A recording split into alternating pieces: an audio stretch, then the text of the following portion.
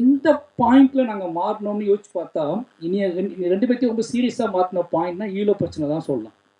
ஈழ இஷ்யூஸ் நடக்க ஆரம்பிச்சதுக்கப்புறம் தான் அந்த அந்த இரவுகள் தான் அரசியல் அதிகமாக. அதுக்கு முன்னாடி வரைக்கும் என்கிட்ட இருந்து இன்னசென்ட் கிராமத்தோட வாழ்க்கை, கிராமத்தில் நான் பண்ணுற சேட்டைகள், நீ என்னெல்லாம் பண்ணியிருக்கேன்னு சொல்லி ரெண்டு பேரும் அதை பற்றியே பேசி பேசி பேசி இப்படி ஒரு வாழ்க்கையை நான் வாழலடா, இந்த வாழ்க்கையில் இவ்வளோ சந்தோஷம் இருக்கா, ஜாலி இருக்கான்னு சொல்லி பேசிகிட்டு இருக்கும்போது 2009 சினிமாவே வேண்டாண்டா அப்படிங்க அவரோட இந்த ஈழத்தோட பாதிப்பு உச்சம் அவரை வேற ஒரு பக்கம் திருப்பிச்சு.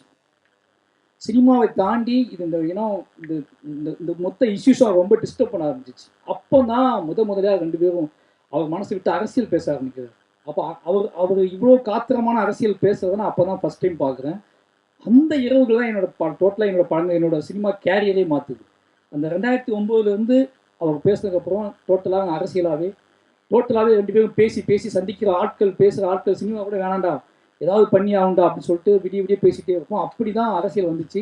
அந்த அரசியல் பாயிண்ட் ஆஃப் வியூவில் நான் கதைகள் சொல்ல ஆரம்பித்தேன். அந்த கதையை கேட்டுட்டு அவர் இன்னும் அப்போ இதெல்லாம் பண்ணுமாடா, இதை பண்ணுடான்னு சொல்லி என்னை ட்ராக் மாற்றி விட்டது இந்த விஷயத்தினால தான்.